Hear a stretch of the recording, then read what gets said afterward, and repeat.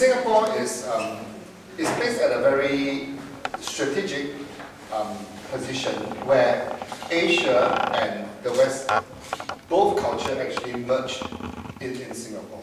So both our educational system and our government system is actually heavily influenced by the British. So in fact, you see that the boys, most of them are Chinese, but in school, the first language, the language for learning is actually English. And basically, Singapore is an immigrant society. They are, of course, most of them are born in Singapore.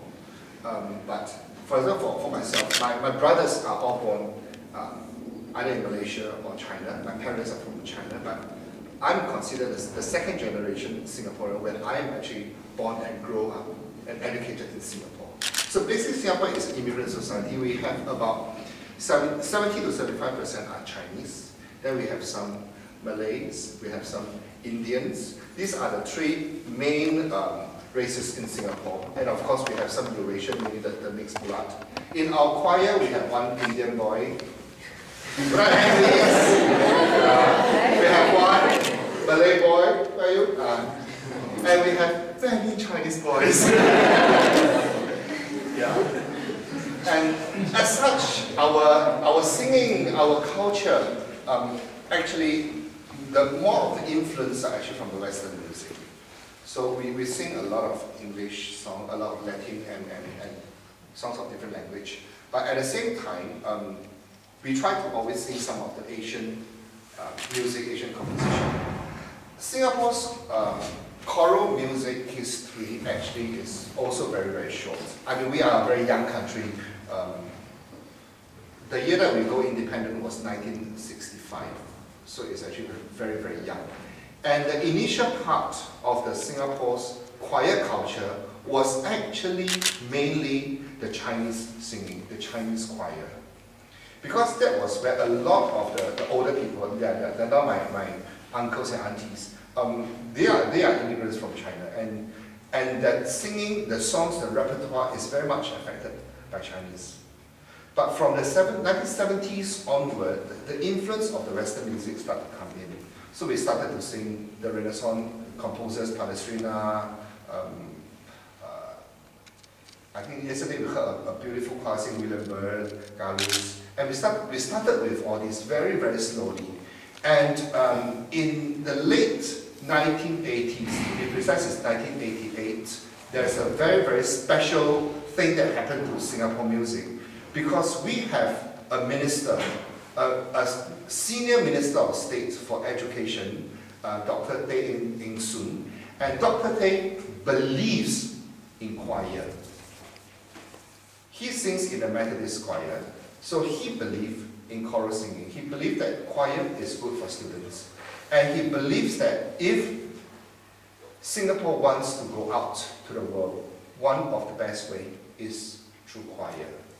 So from Dr. Tay, he started a very important project which affects the standard of Singapore choir until today. That is called the Choral Excellence Project. In those years, in 1970s, in 80s, we don't have music school. So our music teachers are not trained. Maybe they are piano teachers and they play some instrument and they can sing a little bit, or they are actually soloists, they are not conductors. So we have all these people conducting the choir. So it is a problem because our choir were not good. So Dr. Tay's vision is, if our country is not ready to have a full-fledged music school, then we will send our conductors overseas to learn, and they come back and they will start to build the choir. So this was his idea. And I was very fortunate that I was the first person selected for this program as a choral scholar to the Royal Academy of Music in London. So when I came back, I started this choir. And our education system is such that the first year to 6th year is elementary primary school. Then when they go on to secondary school, which is their age, is Sec 1, 2, 3, 4. So after Sec 4, they will go on to junior college. And yesterday, I think there's another junior college from Singapore called Meridian Junior College. So the years 13 to 16 will be them. When they are in 17 years old, 18 years old, they'll move on to junior college. So this is our education system. So I have the boys over here are mainly from 30 years old to 16 years old. But for this trip, because this timing is very close to our examination, so a lot of the senior boys are actually not here.